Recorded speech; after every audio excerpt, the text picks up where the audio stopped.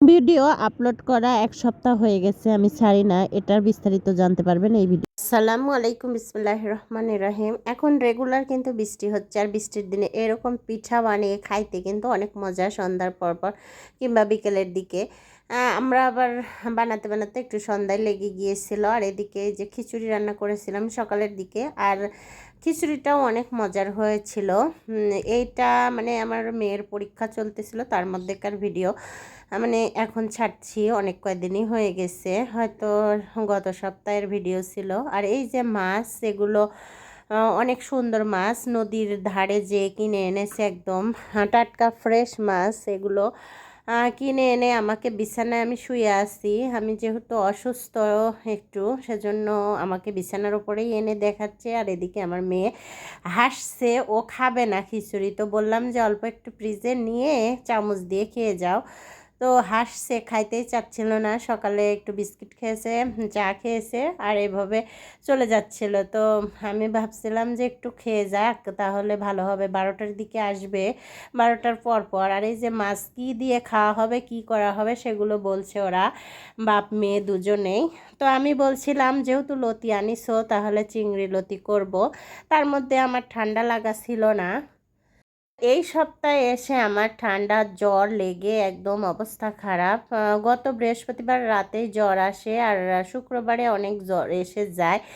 দাঁড়িয়ে থেকে রান্না করতে খুবই কষ্ট হয়, তারপরেও রান্না করেছি। আর এই যে আমি বেশি করে রসুন দিয়েছি গা ব্যথার জন্য। আর এই কচুরলতিতে রসুন ব্যবহার করে যে এত মজা লেগেছে, আমি খেয়ে তো সেই মানে খুশি যে এরপরেও লতি চচ্চড়ি যখন করব, তখন লতির ভেতরে এরকম রসুন দেব বেশি করে।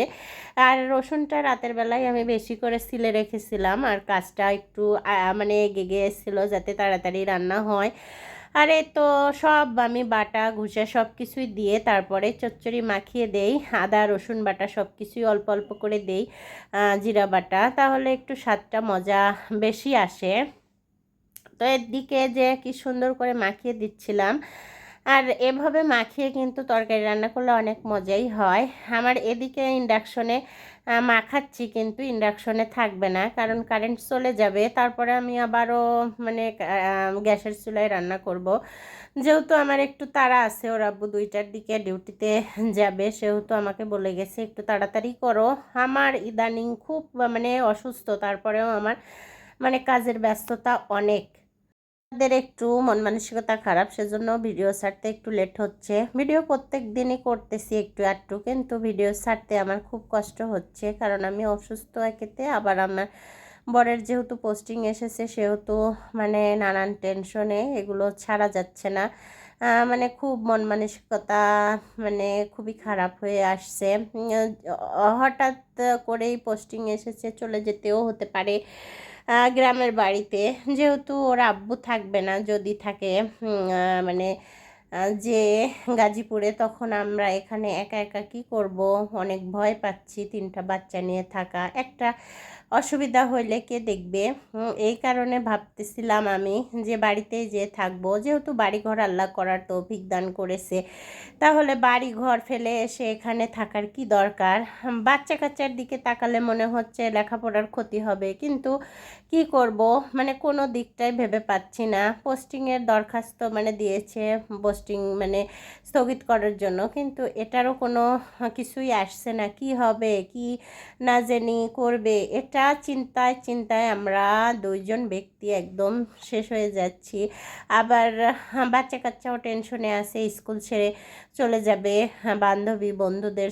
মানে আমার ছোট ছেলেটা যেহেতু পড়াশোনা করে ক্লাস 5-এ, আর আমার মেয়ে তো স্কুলে পড়ে ঠিক, কিন্তু খালি মেয়েদের সাথে। তো বান্ধবীরা খুব কান্নাকাটি করছে যে চলেই যাব, তাহলে আমাদের কি হবে, আমরা আর দেখা হবে না আমাদের।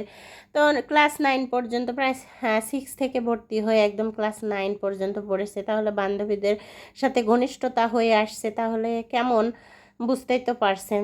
সেখানে তো খারাপ লাগবেই, কত কিছু লেনদেন হয়েছে, কত কিছু কথাবার্তা, গল্প গুজব। এরপরে নতুন স্কুলে যাবে, সেখানেও তো মানিয়ে নিয়ে তারপরেই মানে বান্ধবীদের অল্প দিনের বান্ধবীরা কিন্তু অত টেকসই হয় না, বহুত দিনের বান্ধবীরা কিন্তু অনেক মানে আদরের হয়। একটু দোষ করলেও কিন্তু দোষটা পরে ঠিক হয়ে যায়, ভুলে যায়।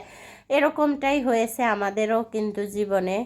এখন বাচ্চারা কি করব, যে চিন্তা করেই মানে ঠিক পাই না কি হবে, মানে কোন দিকে যাব, একটু যে গোছগাছ করে নেব তারপরেও পারি না। ধন্যবাদ সবাইকে।